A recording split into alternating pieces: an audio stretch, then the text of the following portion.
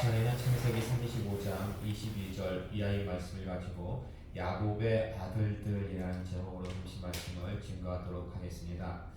오전 시간에 우리는 이스라엘의 패턴 중에서 두 번째 이스라엘의 정체성에 대해서 살펴봤습니다. 그러니까 모세가 그 창세기에 특별히 야곱이라는 이름 대신에 이스라엘이라는 이름을 기록한 것은 출애굽한 이스라엘의 정체성을 드러내고자 할 때에 그때 특별히 사용을 했다라는 것인데요. 디나 사건의 같은 경우 이제 출애굽한 이스라엘 백성들이 가나안 땅에 들어가서 반드시 가나안을 정복해야 된다라는 그 당위성을 얘기하고 있고요. 그리고 출애굽한 이스라엘 백성들도 이름만 이스라엘이 아니라 그 이름값을 해야 된다라는 의미에서 모세가 디나 사건 때 이스라엘이라고 그렇게 기록했음을 오전 시간에 살펴봤습니다. 그리고 오늘 본문 말씀 35장 22절 상반절의 말씀을 보면요, 그런 말씀이 있죠. 이스라엘이 그 땅에 거주할 때, 야곱이 그 땅에 거주할 때, 이스라엘이 그 땅에 거주할 때에 르우벤이 가서 그 아버지의 첫 비라와 동침함에 야곱이 이스라엘이 이를 들었더라. 이스라엘이라는 이름이 두 번째로 성경에서 사용된 경우는요, 르우벤이 비라와 동침했을 때입니다. 그러니까 참 희한하죠. 그 좋은 이름을 하나님께서 주셨는데 모세가 의도적으로 이스라엘이라는 이름을 기록한 것은 첫 번째로는 디나 사건 때였고 두 번째는 르우벤 사건 때였습니다. 르우벤이 서모 비라와 동침했을 때에 이스라엘이라고 그렇게 모세는 기록했다라는 것입니다. 자, 그러면 왜 이때는 왜 모세가 야곱이라는 이름 대신에 이스라엘이라는 이름을 사용한 것일까요? 여러분도 잘 알다시피 구약 시대 때는 장자에게 두 가지 큰 혜택이 주어지는데요. 첫 번째는 뭐냐? 장자에게는 그 아버지의 뒤를 이어서 그 집안의 가문의 모든 대소사를 갖다가 맡아 주장하는 주도권이 주어졌습니다. 우리나라랑 비슷하죠. 우리나라랑 비슷해요. 예. 조선시대 때부터 보면은 아버지가 안 계실 때는 장남이 모든 집안일을 대소사를 다 맡아서 주관했잖아요. 마찬가지로 구약시대 때도 아버지 대신에 장자가 집안의 대소사를 다 주도했습니다. 그리고 아버지가 돌아가실 때 자녀들에게 유산을 물려주잖아요. 근데 장자에게는 유산을 두 몫을 주었습니다. 이게 좀 학자들마다 약간씩 틀린데 어느 학자는 이렇게 얘기해요. 아버지의 재산 중에 절반을 장자에게 주었고 나머지 절반을 남은 자녀들이 나눠서 가졌다라고도 얘기하는 학자들이 있습니다. 최소한 다른 형제들보다 두 몫을 장자에게는 주었습니다. 근데 르우벤은 방금 우리가 공독한 것과 마찬가지로 야곱의 장자였거든요. 야곱의 장자였는데 서모 비라와 동침함으로 인해 가지고 그 장자의 지위를 어쩝니까? 박탈당하죠. 그래서 장자의 혜택이 이 권리가 다른 형제에게 넘어가는데 누구에게 넘어갑니까? 누구에게? 예. 여기 칠판 보시면은 야곱의 아들들 4명의 부인에게서 12명의 아들을 얻거든요. 첫 번째 부인이 누구냐? 레아예요. 레아. 거기 여러분들 우리가 오늘 읽은 그 본문에 보면은 그 야곱의 12아들 이름들이 쭉 나옵니다. 순서대로 한번 적어볼게요. 첫 번째가 누굽니까? 네. 두 번째가 시몬, 세 번째가 레위, 네 번째가 유다. 여러분도 잘 알다시피 야곱이 가장 사랑했던 아내는 누굽니까? 라헬이었죠. 근데 외삼촌한테 속아가지고 레아를 갖다가 첫 번째 부인으로 얻잖아요. 근데 가장 사랑하는 아내는 라헬인데 지금 언니 레아가 4명의 아들을 낳을 때까지 라헬은 한 명도 낳지를 못해요. 그래서 라헬이 어떤 방법을 씁니까? 참 이게요, 역사라는 게 희한해요. 해야 될 새 것이 없다고 이상하게 돌고 도는 것 같아. 라헬이요, 자기 시녀인 비라를 야곱에게 쉽게 말해가지고 첩으로 드립니다. 이거 어디서 많이 봤던 것 같지 않아요? 어디서 봤어요? 아브라함이, 예, 사라가 자기가 자식이 없으니까 자기의 몸종 하가를 갖다가 아브라함에게 주잖아요. 그래서 이스마엘을 얻잖아요. 이상해요 이게. 예? 돌고 돌아요 이상하게. 그래가지고 비라가 아들을 낳습니다. 그 아들이 누구일까요? 뭐라고 나와요? 단, 납달리. 자, 그럼 순서가 어디로 가야 됩니까? 다시 라헬로 가야 되는데 라헬은 계속해서 무자해요. 자녀가 없어. 다시금 레아한테 가. 다시금 레아가 또 자녀들을 낳아. 그 자녀들이 누굽니까? 잠깐 제가 착각을 했어.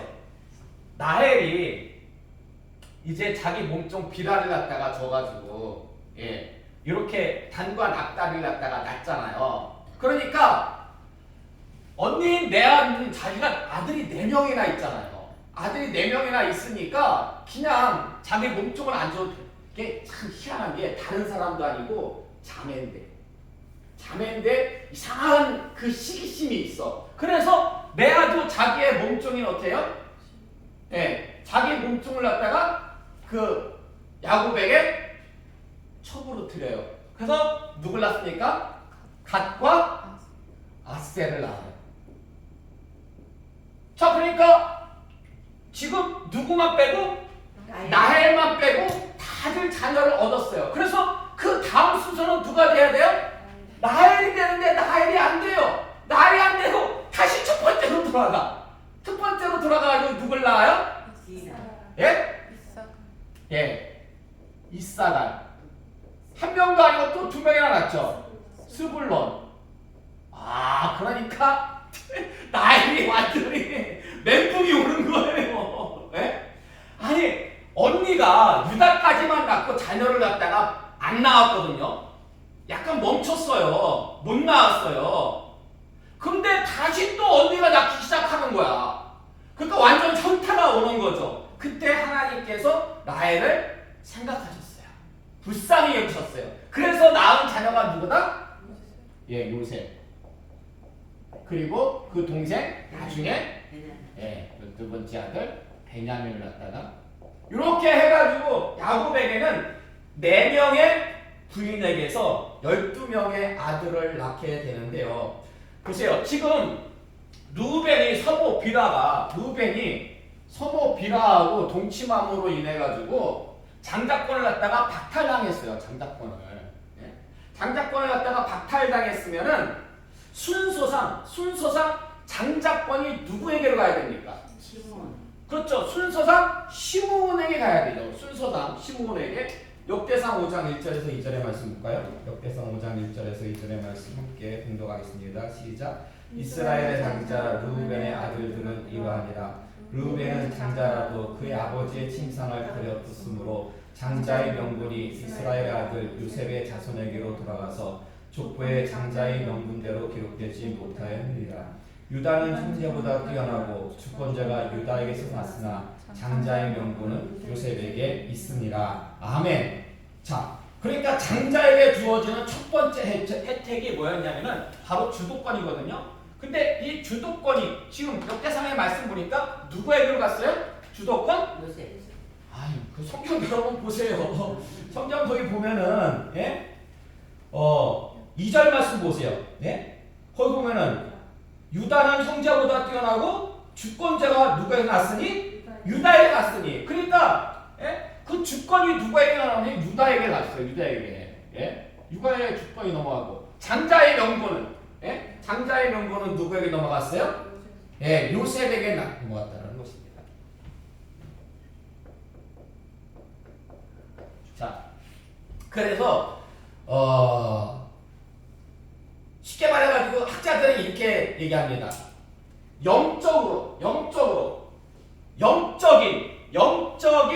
영적인 장자의 권리, 영적인 장자의 권리는 유다에게 주어졌다. 그래서 유다를 통해서 그 주도권, 이스라엘의 어떤 주도권, 그 왕들이 유다 지파를 통해서 나잖아요. 그리고 궁극적으로 그 유다 지파에서 누가 나오십니까? 예수 그리스도가 나오잖아요. 그 영적으로는 이 유다가 그 주도권, 장자의 그 주도권을 갖게 됐고 두 몫에 대해서는 이 요셉이 가지게 되었다. 육적으로는. 그래서 요셉의 두 아들 므낫세와 에브라임이 각각 한 지파를 형성하게 되잖아요. 자, 그러면은 여기서 우리가 한 가지 궁금한 게 뭐냐면은 순서상에 루벤이 장자권을 박탈당했으면은 둘째 아들, 셋째 아들이 이어서 받아야 되는데 건너뛰어. 시몬과 레이는 건너뛰고 네 번째 아들에게 그리고 11번째 아들에게 이 장자권이 주어진다라는 거예요. 장자의 혜택이. 그럼 왜 건너뛴 걸까? 시몬과 레위를. 시몬과 레위는 왜 못 받은 것일까요? 창세기 34장 25절의 말씀 볼까요? 창세기 34장 25절의 말씀 함께 분도하겠습니다. 시작. 제3일에 아직 그들이 아파할 때에 야곱의 두 아들 디나의 오라버니 시몬과 레위가 각기 칼을 가지고 가서 몰래 그 성읍을 기습하여 그 모든 남자를 죽이고 아멘. 그러니까 디나 사건 때 디나가 그 세겜 그 족속의 그 추장에게 성폭행을 당하잖아요. 그래가지고 그때 이 거짓말로 할례를 너희가 받으면은 너희 모든 남자가 할례를 받으면은 우리가 서로 통혼하게 해주겠다. 그래가지고 거룩한 이 할례라는 건 거룩한 예식인데 그거를 가지고 거짓말을 해가지고 세겜에 있는 모든 남자들을 할례받게 만듭니다. 그리고 상체되는 날 가장 아파할 때에 이 시몬과 레위가 칼을 차고 그 성에 들어가가지고 그 모든 남자들을 다 죽여버립니다. 그 모든 남자를 다 죽여요. 그래서 이때 시몬과 레위는요 야곱의 눈밖에 납니다. 야곱의 눈밖에 완전히 나요. 그래서 창세기 그 49장 그 후반부 그 말씀을 보면은 야곱이 마지막 아들들 모아놓고 유언을 해요. 쉽게 말하면 12지파에 대한 미래를 갖다가 예언한 거거든요. 그런데 시몬과 레위에 대해서는요 축복을 안 해요. 저주를 해요. 시몬과 레위에 대해서는 다른 자녀들에 대해서는 이렇게 축복 더불어가지고 뭐 저주 좀 비슷한 것도 하고 그러는데 이 시몬과 레위에 대해서는 그때 일이 있었기 때문에 그래서 자연스럽게 시몬과 레위는 탈락. 르우벤은 서부 비라와 동침해서 탈락. 시몬과 레위는 디나 사건으로 인해 가지고 탈락. 그 다음에 누구예요? 유다. 그 다음에 유다잖아. 그래가지고 유다가 장자의 첫 번째 혜택 주도권을 갖게 되었다라는 것입니다. 그래서 유다 지파를 통해 가지고 다윗 왕도 나오고 예수 그리스도도 나오게 됐다라는 것이죠. 목사님 그러면은 두 번째 혜택 두 몫을 받는 유산의 두 몫을 받는 두 번째 장자의 혜택은 왜 11번째 아들 요셉에게 주어졌습니까? 왜 주어졌을까요? 예? 가족 그 기근 때에 가뭄 때에 요셉의 특별한 공로가 있어가지고 뭐 그런 것도 좀 정상 참작이 되겠죠. 근데 정확한 이유는 뭐냐면은 요셉의 두 아들 므낫세하고 누구요? 에브라임. 므낫세와 에브라임을 야곱이 입양해요. 자신의 아들로 입양을 해요. 손자를. 예. 자신의 아들로 입양을 하기 때문에, 그렇기 때문에 자연스럽게 야곱의 아들들이 되어가지고 한 지파를 각각 형성할 수가 있었다라는 것입니다. 그러니까 물론 그런 공주들이 다 있었기 때문에, 특별히 요셉을 사랑하고, 또 요셉으로 인해 가지고 가족들이 그래도 그 기근을 무사히 넘기고 어쨌든 정착해서 잘 살 수가 있었잖아요. 그러니까 그 모든 것들. 근데 결정적인 것은 아들로 입양을 했기 때문에. 이 자세한 건 다음 시간에 말씀을 드리도록 하겠습니다. 다시 이제 본문으로 돌아와서, 자, 르우벤이 장자권을 박탈당한 원인 어디에 있어요? 소모 비라하고 동침했기 때문이죠. 근데 여러분 보세요. 만약에 오늘 권사님도 아까 오전 예배 시간에 끝나고 와서 저한테 궁금한지 물어보시는 거예요. 만약에 아담이 범죄했을 때 하나님 앞에 일러 바치듯이 그렇게 얘기하지 않고 그냥 자기가 다 감싸 안고, 사실 그 하와가 준 거잖아요. 근데 그냥 하와 줬다고 얘기 안 하고 그냥 자기가 다 뒤집어 쓰고 그냥 제가 딱 먹었습니다. 그러면 하나님께서 어떻게 생각하셨을까 이렇게 묻는 거예요. 궁금하신 거죠. 근데 그런 자세는 굉장히 좋은 자세예요. 그런 자세는 말씀에 대해서 이랬을 때는 어땠을까. 근데 그때는 이제 그 범죄한 직후잖아요. 죄로 오염된 타락한 직후잖아요. 그렇기 때문에 아마 그런 고백을 하기는 어려웠을 것 같아요. 그냥 정말 범죄한 직후, 죄로 오염된 직후이기 때문에 그 오염된 모습이 그대로 나왔기 때문에 저 여자가, 하나님께서 주신 저 여자가 내 뼈 중에 뼈요, 이렇게 창세기 2장에서 얘기했다가 창세기 3장에 가서는 저 여자 때문에, 하나님이 주신 저 여자 때문에, 그게 바로 죄된 인간의 본연적인 모습을 적나라하게 보여줬다. 어쨌든 그런 자세는 좋은 거. 근데 보세요. 지금도 만약에 르우벤이 만약에 소모 비라와 동침을 하지 않았다면 장자의 혜택을 갖다가 받아들였을까요? 못 받아들였을까요? 그렇죠. 장자니까 당연히 받았겠죠. 그래서 르우벤 지파 가운데서도 왕이 나올 수가 있었을 테고, 예수 그리스도가 르우벤 지파 가운데서도 나올 가능성이 없지 않아? 있지 않았겠습니까? 그리고 요셉의 두 아들들이 아니라 르우벤도 두 아들들이 있었거든요. 그 르우벤의 아들들이 또 각각 야곱에게 입양이 돼가지고 한 뒷밭이 20개 그 몫을 갖다가 받았을 수도 있을 가능성이 있지 않았을까. 그래서 지금 모세가 디나 사건뿐만 아니라 이 르우벤 사건, 소모 비라와 동침한 이 사건을 특별히 그때 이스라엘이라는 이름을 사용한 것, 특별히 그때 이스라엘, 계속해서 야곱이라는 이름을 사용하다가 그때 이스라엘 이름을 사용한 것은 이 르우벤의 이 장자권 박탈 사건은 어떤 개인사로 볼 것이 아니라 한 개인의 사건으로 볼 것이 아니라 이거는 거국적인 관점으로 봐야 된다. 단순한 장자권의 박탈이 아니라 이거는 궁극적으로 결과적으로 그 안에서 왕들이 나오고, 그리고 각 하나의 지파가, 두 개의 지파가 나오는, 이거는 지금 읽는 독자가 출애굽한 이스라엘 백성들이잖아요. 요때부터 400년 이상 지난, 그렇기 때문에 그 당시에, 모세 당시에 지금 이스라엘 지파가 12지파가 있으면서 므낫세와 에브라임, 그리고 이 에브라임 지파는요 대단한 지파입니다.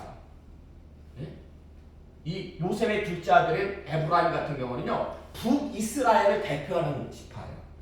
북이스라엘 갖다가 대표하는 지파가 돼요. 그런데요, 보세요. 그래서 모세가 일부러 의도적으로 지금 이거는 이 르우벤의 장자권이 박탈당한 사건, 그래서 그로 인한 혜택이 다른 이 유다와 요셉에게 넘어간 것은 어떤 개인사가 아니라 이게 지금 400년 흐르고 나서 지나고 나서 보니까 이거는 거국적인 사건이다. 이거는 정말 이 거국적인 관점에서 민족적인 어떤 관점에서 바라봐야 되는 그런 사건이기 때문에 이스라엘이라는 이름을 갖다가 특별히 사용했다는 것입니다. 자, 결론의 말씀을 드리도록 하겠습니다. 출애굽한 이스라엘이요, 장정만 60만 명이 넘었어요. 싸움에 나갈 수 있는 장정만. 그러니까 어린아이, 여자들, 노약자 포함하면 200만 명이 넘어요. 최소한 200만 명이 넘어요. 엄청난 인원. 대단하죠. 400년 전에 애국 땅에 들어갈 때는 70명이에요. 70명. 와, 근데 그 가족이요, 70명 가족이 400년 지나니까요 200만 명이 넘어. 200만 명이. 정말 하나님의 복을 받은 거죠.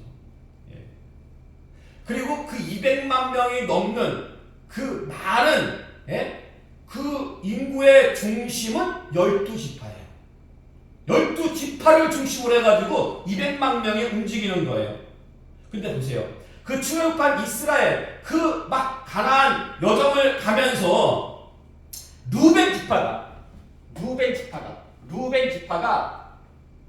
야, 실질적으로 장자권은 우리에게 있다. 그 서부 비라와의 그 동침 사건, 그거에 개의치 않고 실제적으로 루벤의 장자당하면서 어떤 장자권을 주장했다면, 그리고 다른 지파들이 동조해가지고 유다와 요셉 장자권을 인정하지 않았다면 어떤 일이 벌어졌을까요? 출애굽한 이스라엘은요 하나가 되지 못했을 거예요. 그냥 무질서했을 거예요. 무질서하게. 예? 요즘 정치판처럼 아사리판이 됐을 겁니다. 예. 근데 한 가지 흥미로운 사실이 있어요. 그게 뭔지 아십니까? 루벤이 성경을 보면은요 장자권을 박탈당하잖아요. 그 이후로 루벤뿐만 아니라 그 지파 있잖아요. 구약 역사를 보면은 루벤 지파는 제가 아는 한 한 번도 이스라엘 역사 가운데 장자권을 주장한 적이 없어요.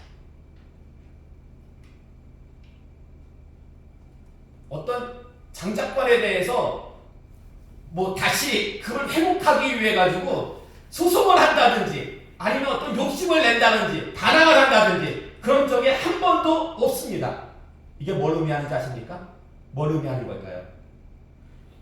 모세가 왜 창세기를 기록하면서 르벤 사건 때에 야곱이라는 이름 대신에 이스라엘이라는 이름을 기록했는지 그 의도를 르벤뿐만 아니라 모든 이스라엘 백성들이 정확히 그걸 파악했기 때문이죠.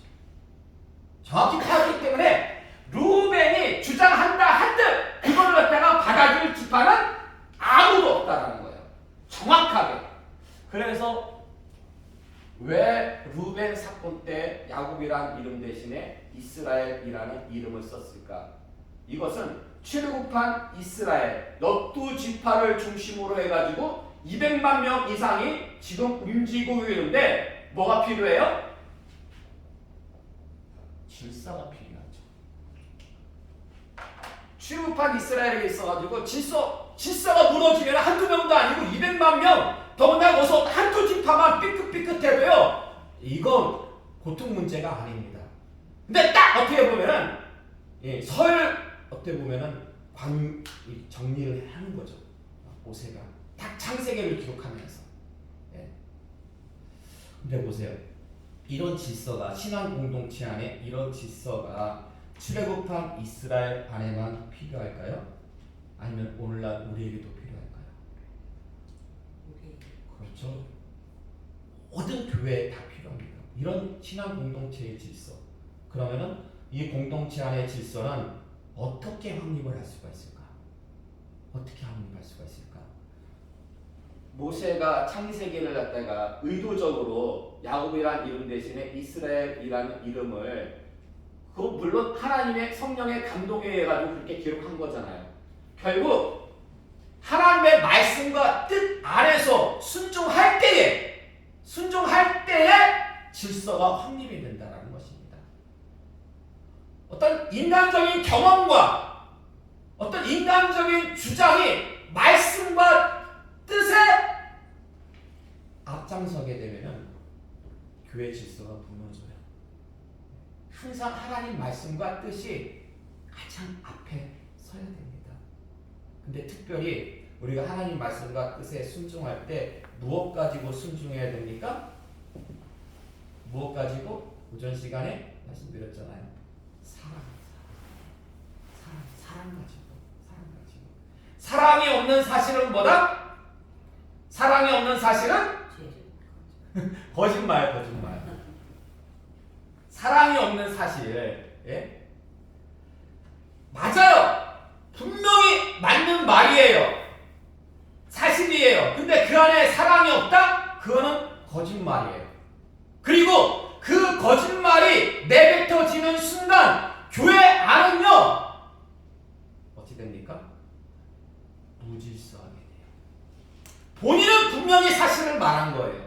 분명히 사실을 말했는데 그 안에 사랑이 없으면요 교회 안에 질서가 아니라 본인은 질서를 위해서 얘기했겠죠. 그러나 사랑이 없는 사실을 말하는 순간 교회 안은요 무질서하게 됩니다.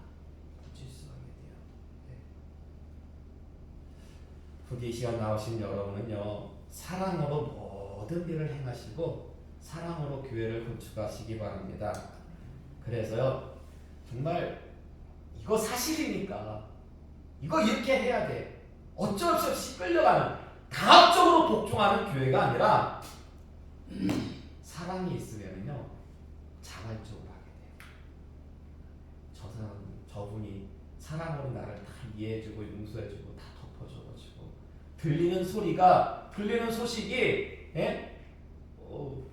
나는 그분을 위해서 헌당을 했는데 그 사람은 나를 칭찬하고 돌아다녀. 예.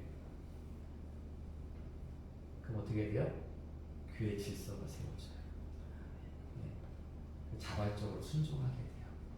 이런 귀한 복된 모습이 우리 은혜를 베푸는 교회에 충만하시기를 주님의 이름으로 축원합니다. 아멘.